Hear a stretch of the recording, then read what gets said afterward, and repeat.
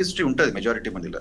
Although serial killers కాకపోయినా there history will definitely be of అంటే some crime in the past. So yeah, primarily this is a very psychological గా disorderly ఉంటారండి వీళ్ళు.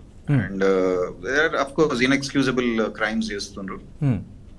Yeah sir, doctor గారు, ఇప్పుడు ఈ మన తాజాగా రిపోర్ట్ అయింది గురుమూర్తి అనే వ్యక్తి మాధవి ఏదైతే భార్యను ముక్కలుగా నరికి వాళ్ళనమాట కుక్కర్లో ఉడికించడం ఇవన్నీ చూస్తే అతను అంటే క్షణికావేశంలో జరిగిపోయింది హత్య అనుకుంటే అక్కడి వరకు అయితే, దాని తర్వాత అంత క్రూరంగా ఉడికించడము ఇవన్నీ చూస్తే అంత అంటే అప్పటికప్పుడు డెసిషన్స్ తీసుకొని ఉండొచ్చు అట్లాగా, లేకపోతే ఇలాగ ఒక రిగ్రెట్ లేకుండా అసలు మర్డర్ చేయడమే తప్పు అనుకుంటే దాన్ని కప్పిపుచ్చే ప్రయత్నం చేయడం, ఆ ప్రయత్నంలో భాగంగా ఇంత క్రూరంగా బిహేవ్ చేయడం.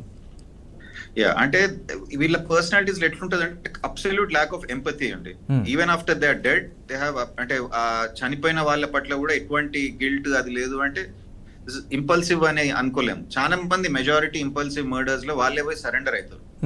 బికాస్ ఆ టైం తర్వాత దే స్టార్ట్ సింకింగ్ ఇన్, వాళ్ళకి అర్థమవుతుంది అది పెద్ద తప్పు చేసినాం అనేది. సో ఈ పర్టికులర్ ఎగ్జాంపుల్ ఆ కుక్ చేసి తర్వాత ఎక్కడనో మనం దాచిపెట్టొచ్చు అని అనుకున్నాడు అంటే అబ్సల్యూట్ ల్యాక్ ఆఫ్ ఎంపతి.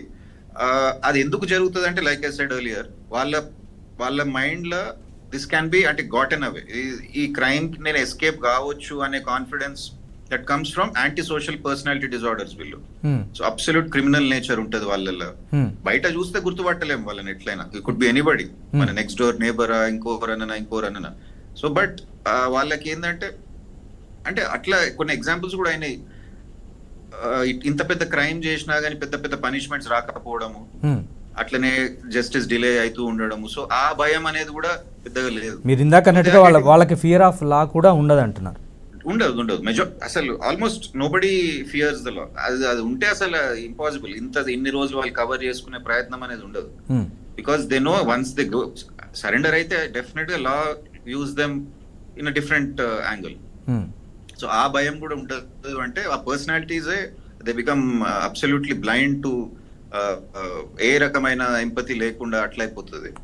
ఇది you can say psychologically they are deviant personalities అంటారు. అంటే సొసైటీ ఒక సైడ్ పోతుంటే దే ఆర్ ఇన్ కంప్లీట్లీ ఇంకో యాంగిల్ లో they see society as an enemy. నాకేం కాదు, నన్ను ఎవరేం చేయలేరు, everybody they are angry against everybody. So అట్లాంటి పర్సనాలిటీస్ వీళ్ళు. అలాగే ఈ వ్యక్తి ఈ పర్టికులర్ కేసుకి సంబంధించి చూస్తే గురుమూర్తి అనే వ్యక్తి ఎక్స్ ఆర్మీలో ఆయన పనిచేశారు. ఎక్స్ ఆర్మీ ఆయన తర్వాత ప్రస్తుతం డిఆర్డిఓలో కాంట్రాక్ట్ సెక్యూరిటీగా ఉన్నారు. ఇంత రెస్పెక్టబుల్గా ఆయన ఆర్మీలో సర్వ్ చేసిన తర్వాత కూడా ఇట్లాంటి ఆలోచనలు రావడము, ఇంత క్రూరంగా పార్ట్నర్ని భార్యని చంపడము ఎట్లా చూస్తారు? ఐ థింక్ అంటే ఫస్ట్ ఆఫ్ ఆల్ ప్రొఫెషన్ కి, అకాడమిక్స్ కి, సోషల్ స్ట్రేటాకి, క్రైమ్ కి లింక్ లేదు. సో జస్ట్ బికాజ్ అంటే ఇన్ఫాక్ట్ ఇది ఒక బ్లాక్ మార్క్ ఆయన ఆర్మీ ఎక్స్ ఆర్మీ మ్యాన్ ఉండి ఇట్లా చేయడం అనేది. కానీ ఆర్మీ మ్యాన్ ఇట్లా ఎట్లా చేస్తాడు అనేది సర్ప్రైజింగ్ క్వశ్చన్ ఏం కాదు. Doctor could do it, policeman could do it, ఎవరైనా చేయవచ్చు. So they are different. Profession వేరు, వాళ్ళ పర్సనాలిటీ వేరు. ప్రొఫెషనలీ ఆయన బాగానే మంచిగా అంత చేస్తుండొచ్చు.